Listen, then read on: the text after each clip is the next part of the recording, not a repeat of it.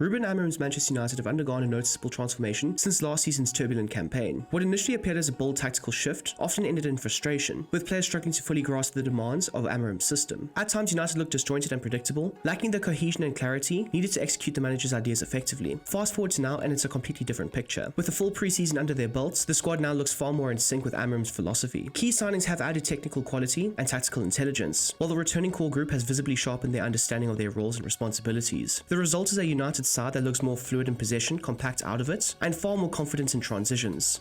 The manager's signature 3-4-3, often shifting into a 3-4-2-1, has become the tactical backbone of this new-look Manchester United. After an initial period of adaptation, the players are now clearly comfortable operating within the system, both in and out of possession. Defensively, the structure compresses into a compact shape, denying space between the lines and making it incredibly difficult for opponents to progress through the central areas. But when United have the ball, the same formation becomes expansive and commanding, stretching the pitch horizontally through the wingbacks and vertically through forward runs, making it a nightmare to contain. The fluidity in the front three is central to the success. They interchange positions consistently, dropping into midfield to link play, or drifting wide to manipulate the defensive block. Behind them, the two central midfielders act as the team's metronomes, pulling the strings with sharp progressive passes that tie the entire structure together and help dictate the tempo. But perhaps the most pivotal roles in Amorim's system are the wingbacks. Tasked with providing width, breaking lines, and offering defensive cover, they are relentless engines on either flank. Their contributions, both in creating overloads high up the pitch and tucking into defensive positions when needed, are what allow the rest of the team to function so effectively. And anchoring it all is the back three, who give the system stability, composure, and positional security.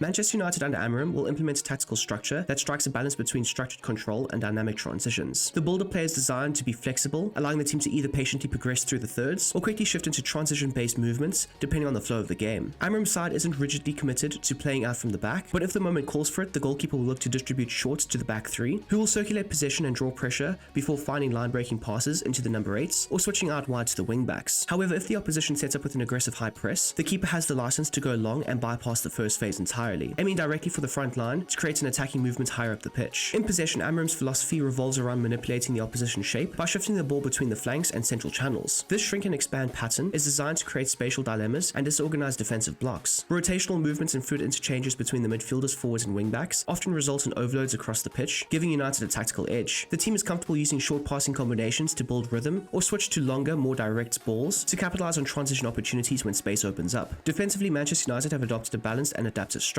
The team has the license to press high when the opportunities present themselves, aiming to disrupt the opposition's build-up play, win possession high up the pitch, and immediately transition into attack. This pressing phase is coordinated with the forward line and midfielders stepping into passing lanes, applying pressure to the ball carrier, and forcing areas that can be quickly capitalized on. However, when the high press is not on, Amorim's side comfortably drops into a compact mid-block. In this setup, United stay disciplined and competitive in central areas, denying space between the lines and guiding the opposition away from the dangerous zones. The attacking and midfield units are responsible for screening passes and cutting off progressive play, while also remaining ready to spring forward on the counter once the ball is regained. If the press is bypassed, whether through swift transitions or slow methodical build-up, the back three are tasked with stepping into midfield zones to close down space and engage opposition attackers early. Their role is both physical and proactive, making sure there's minimal time and space for the opposition to settle in advanced areas. This aggressive engagement helps regain control quickly and reinforces United's defensive stability across all phases of play. Altay Bayındır operates as a traditional shot stopper with a balanced goalkeeper role. The Turkish international is expected to stay active between the posts, reacting quickly to threats and making crucial saves to keep the opposition at bay. In possession, Ruben Amorim wants his goalkeeper to play a more involved role in shaping the rhythm of the game. Bayındır has the freedom to vary his distribution, alternating between short, medium, and long-range passes based on how the opposition sets up off the ball. Whether it's playing out from the back or launching long balls to bypass the press, Bayındır's ability to pick the right option will be essential to helping Manchester United control the tempo or trigger quick transition attacks. The three central defenders, being Luke Shaw, De Ligt, and Euro, will all be deployed as ball-playing centre-backs. However, the roles will be nuanced to suit the demands of the system. The two outer centre-backs, being Shaw and Euro, will operate with a defensive focus, while De Ligt, occupying the central position, will assume a more proactive and build-up orientated responsibility. These wide centre-backs will play a crucial role in the team's ball progression, either launching long diagonal balls into space to stretch the opposition's backlines and exploit gaps in transition, or by playing sharp, incisive line-breaking passes into central areas to collapse the defensive structure from within. In possession, they'll often step forward with the ball to create overloads in both central and half-space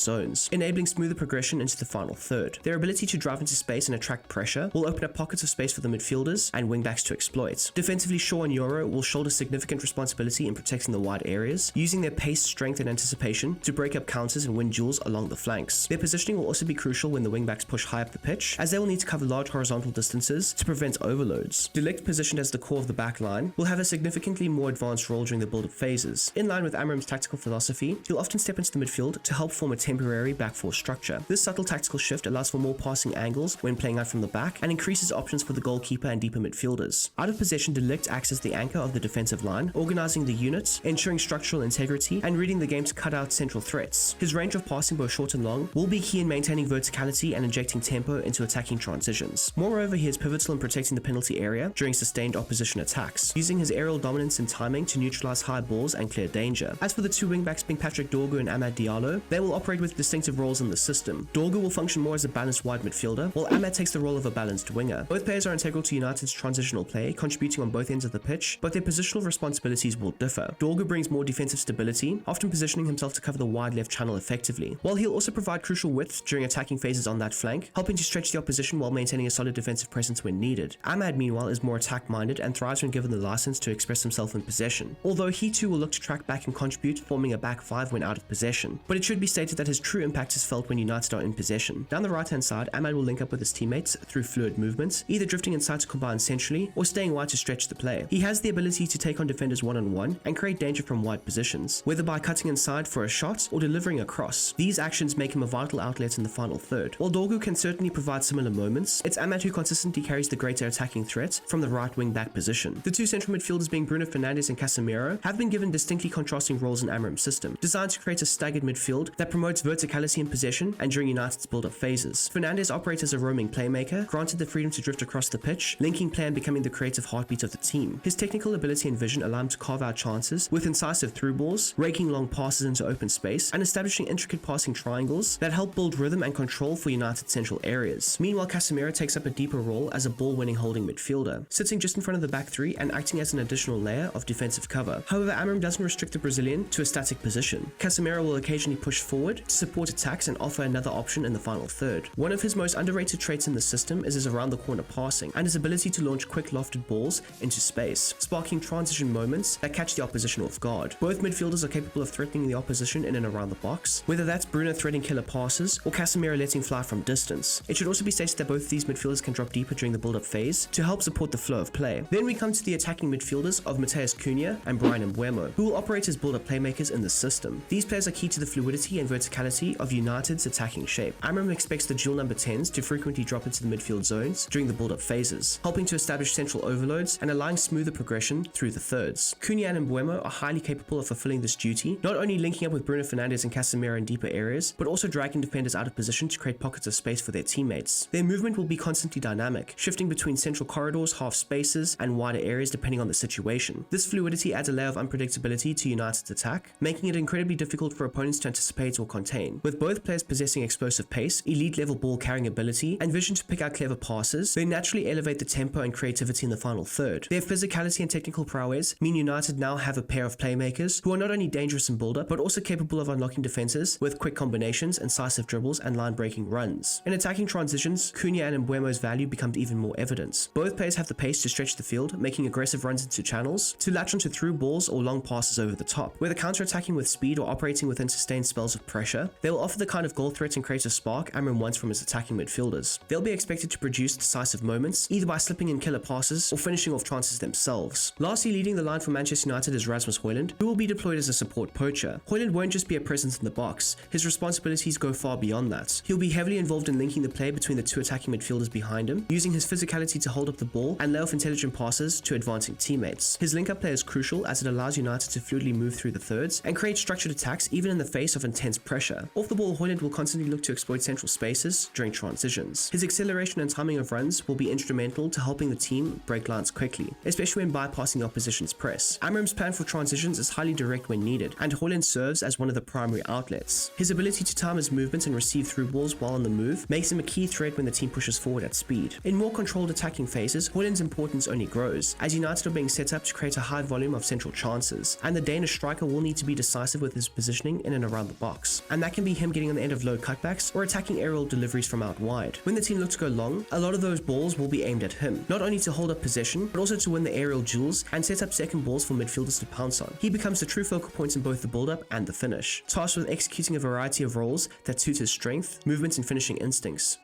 So there you have it, people. That is the updated Ruben Amorim Manchester United tactics for FC25. I do hope you guys have enjoyed this video, and if you don't mind, smash that like button down below, whilst also subscribing if you are new to the channel and you would like to see more content or anything like that. The goal for the channel is to try and hit 30k by the end of this year, so if you're not a part of that journey just yet, please do consider it. It would be absolutely amazing. And if anybody's looking for extra content, be sure to check out the Brom Squad Gaming Patreon, where I am going to be dropping a video tomorrow on Ruben Amorim's 4-4-2 defensive compact low block. So if you're interested in something like that, if you'd like to have extended tactics for this Manchester United system, be sure to check out the Patreon, and I will be releasing videos very similar to that for various other teams as well. But anyways, people, I do hope you guys have a smashing goddamn day, and I'm out of here. Peace.